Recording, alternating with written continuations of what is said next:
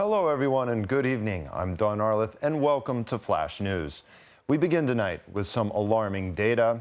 The Ministry of Health has confirmed nearly 26,000 new coronavirus infections.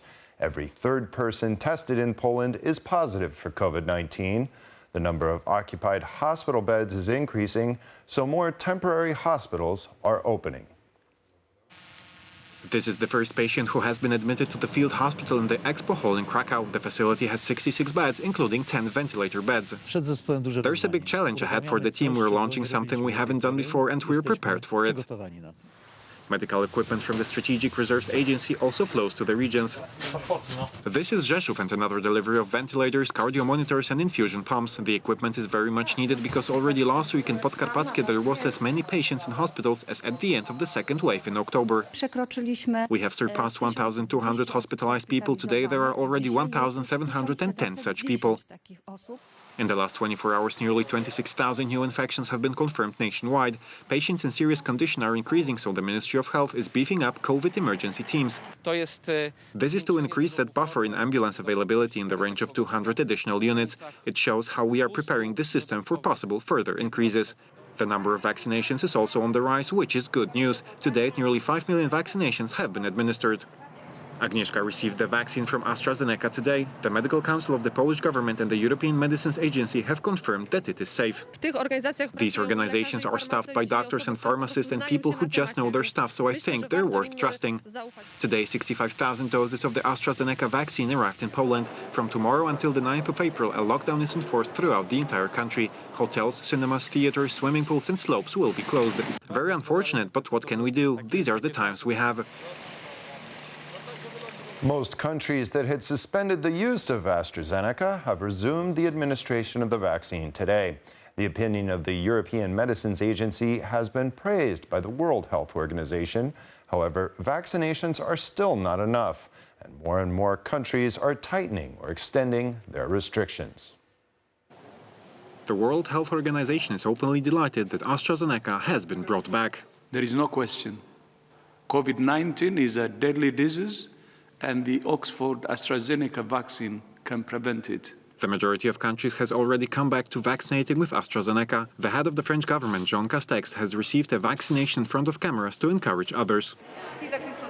Vaccination has also been restored in Germany, Italy and Spain. Portugal has counted the losses caused by the break. In terms of the number of people we did not vaccinate, it was about 120,000. We lost a week of vaccinations. Now we will need several days to catch up. One country that has not reinstated AstraZeneca vaccine despite yesterday's opinion from the European Medicines Agency is Denmark, which wants to investigate the safety of the vaccine itself. As we announced earlier, we need 2 weeks to thoroughly study the vaccine. We are keeping this deadline and we will announce our decision next week. The British are being continuously vaccinated with the Swedish-British product. In the last 24 hours, more than 660,000 vaccines against COVID-19, which is the highest number so far. As a result, almost half of the adult population of the country has already received at least one dose. Today, the UK's Prime Minister Boris Johnson has also received one. It was very good, very quick. And you know what I'm going to say, I cannot recommend it too highly. Everybody, when you do get your notification to go for a jab, please go and get it. It is the best thing for you, best thing for your family and for everybody else. However, as the virus is not giving in and the third wave is hitting everywhere, countries are maintaining or tightening restrictions. France is imposing a curfew from midnight in 16 of the country's 101 departments, including Paris. It will be in effect for a month. Hungary's Prime Minister Viktor Orbán said he would maintain the restrictions until everyone over 60 has been vaccinated. The country today set new records for infections and deaths. Samia Suluhu Hassan has become the first president of Tanzania and Africa's only female head of government. She succeeds John Magufuli, who died under unclear circumstances. He was skeptical about fighting the pandemic and downplayed the threat posed by COVID-19. Hassan, 61, assumed the highest office in the country after the announcement on Wednesday of the death of President John Magufuli, who had previously not appeared in public for more than 2 weeks. His absence since the 27th of February sparked speculations that he had contracted COVID-19, but it was officially reported that he died of a heart attack. According to the analyst, the new president will face the task of healing a country that was divided under Magufuli and the decision of whether to buy vaccines against COVID-19. Malaysian authorities have ordered North Korean diplomats to leave the country within 48 hours. This is a reaction to Pyongyang's earlier declaration of breaking off diplomatic relations with Kuala Lumpur. The reason was the extradition to the US of a North Korean citizen accused of money laundering. The Malaysian order means that all representatives of Kim Jong-un's regime and their families must leave by Sunday. U.S. Secretary of State Antony Blinken called on the companies involved in the construction of the Nord Stream 2 gas pipeline to immediately abandon the project. He threatened with sanctions. The head of the U.S. diplomacy stressed that in the opinion of President Biden, the gas pipeline is a threat to European energy security and is detrimental to Germany, Ukraine and U.S. partners in Eastern Europe. Russian President Vladimir Putin is challenging U.S. President Joe Biden to participate in a public debate broadcast on the internet. Vladimir Putin announced this challenge after a concert in Moscow, which marked the anniversary of the Russian occupation of the Crimean Peninsula. Last time it was at Joe Biden's initiative that we had a telephone conversation. I would like to propose to President Biden to continue our discussion, but on one condition. We should conduct it on live air through the internet. I think this would be in the interest not only of the Russian and American people, but also for many other societies, because we are nuclear powers and we are responsible for strategic security and stability on our planet. Are you going to take Vladimir Putin up on his offer to talk live with you? I'm sure we'll talk at some point. Putin's proposal is dictated, as many experts say, by the desire to get back at Joe Biden.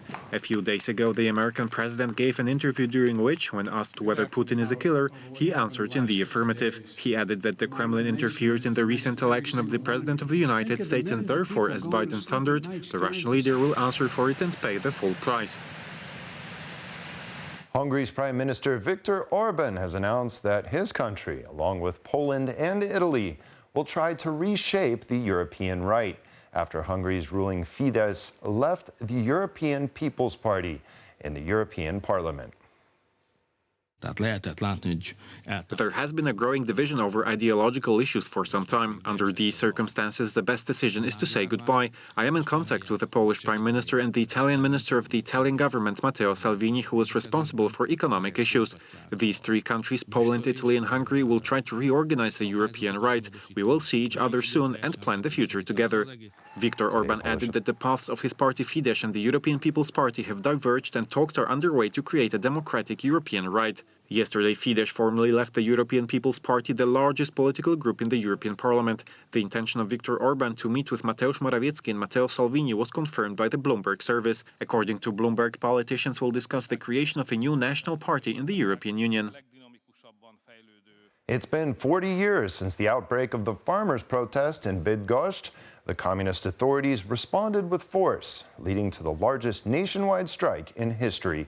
The communists had to give in, registering the agricultural solidarity. Today, Polish authorities paid tribute to the participants in these events. Krzyżem Wielkim Orderu Odrodzenia Polski. For solidarity, patriotism and national consciousness, President Andrzej Duda awarded the oppositionists of March 81. Among the honored was Jan Rulewski, 40 years ago the chairman of the Solidarity in Bydgoszcz. Nie mogliśmy się cofnąć. We couldn't go back, but this attitude of ours earlier, in which the word dignity appeared unknown to the communist philosophy to materialist philosophy, urged us to defend ourselves. 40 years ago, at the Provincial National Council, a Solidarity delegation demanded the establishment of an agricultural trade union, but its activists were not allowed to speak. The session was interrupted and the police brutally beat Jan Rulewski, Michał Bartoszcze and Mariusz Łabętowicz. I am ashamed, sir, that you are a Pole. That event sparked mass protests on the 27th of March. Millions of people stopped work to show support for solidarity. On the part of the communists, it was a provocation, and the trade unionists showed strength and solidarity. Thanks to your steadfast attitude, thanks to the fact that you were brave, that you wanted a free Poland above all, we can enjoy a free Poland today. On the 12th of May, the independent self-governing trade union Solidarity of Individual Farmers was registered. Bydgoszcz showed then that there is strength in the union, a major strength. To this day, it remains unknown who exactly gave the order to beat up the trade unionists. Important documents concerning the events in March in Bydgoszcz were destroyed. Krzysztof Kowalewski, one of the most popular Polish actors, was laid to rest in Warsaw. He would have turned 84 tomorrow. The urn containing the ashes of the artist, who died on the 6th of February, was buried in the family grave at the Old Powązki Cemetery. Earlier, in the Church of Creative Environments in Warsaw, his family and friends said goodbye to the deceased.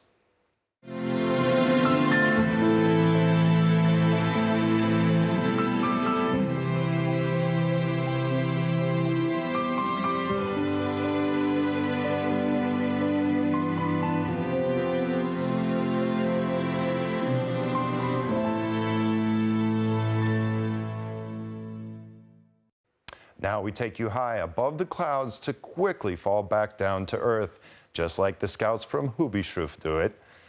We go now to the joint exercises of jumpers and pilots from the 8th Airlift Base of the Transport Aviation. Let's take a look.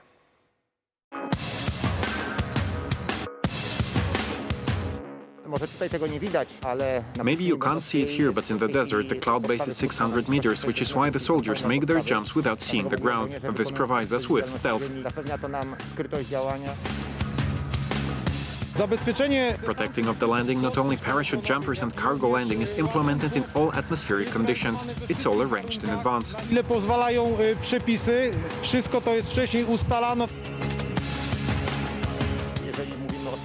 If we're talking about a weapons parachute, that's about 60 kilograms of equipment on each soldier. Pilots, airmen at the 8th Air Force Base have the best trained pilots in the country, and working with them allows us to achieve more capabilities. Well, we try to work with the best. It's more than 1,000 years old. It measures over 16 meters in height and over 7 meters in diameter.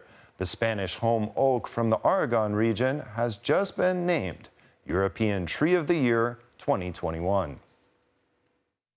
The Spanish tree received over 104,000 votes, the most in the history of the contest, organized since 2011 by the Environmental Partnership Association Consortium. The Polish candidate and one of the contest's favorites, the 170-year-old St. John of Nepomuk lime, growing on the outskirts of the village of Dulcza Wielka in the Podkarpacki region, came in fourth. The second and third places went to plane trees from Italy and Russia. The aim of the European Tree of the Year competition is to draw attention to interesting old trees as an important element of Europe's natural and cultural heritage. The competition is not only about the beauty and size of trees, but also about their history and relationship with local communities. The Centauri honey, collected in a Turkish cave located 2,500 meters above sea level, is a real vitamin bomb. The product is rich in magnesium, potassium and antioxidants. Because it is produced far from human settlements and other bee colonies from medicinal herbs growing around the cave. It did not go to the Guinness Book of Records, however, because of the unique properties. Its price can be bitterly disappointing. 1 kilogram of the product costs €10,000. This coming Easter will be the second in a row during which the Holy Land will not be filled with pilgrims. They will not come to the places associated with Christ because of the coronavirus pandemic. However, the Holy Land will wait for them, prepared for new challenges. Not only Jerusalem awaits pilgrims, although the local Holy Land Museum has plenty of exhibits, and it is worth seeing them, especially that at the time of closing, many of them have begun restoration work and can be admired in their renewed glory. Visitors can also take an 18-kilometer tour in the footsteps of Jesus. The route leads from Abu Gaush near Jerusalem to Emmaus, where Christ appeared to his disciples after the resurrection. Pavel Abramov from the town of Arzamas in western Russia is 10 years old and has a talent for painting, and he knows that this gift can be used nobly. Concerned with the fate of cats and dogs from shelters, he began to paint them. News of the boy's talent spread among the owners of pets, and they began to order portraits of their pets. Pavel paints them, and the payment is food for the residents of shelters. Mud pies can be made not only at the beach, they also go great in sandboxes. Today's children may have a problem with finding out what it is. Therefore, the management of a kindergarten in Canberra, Australia, decided to restore the sandpit to its rightful place in the life of a young person. The preschoolers were equipped with a shovel, rakes, buckets and molds, a must for anyone playing in the sand. Wild goats have gone down from the hills and taken over the Welsh town of Llandudno. They are rampant and causing chaos in the town as residents complain, but they must preserve. Soon the mating season will begin and the goats will return to their intimate world in the wild. And that's all the time we have in the program. Thank you for watching Flash News and have a wonderful weekend. Good night.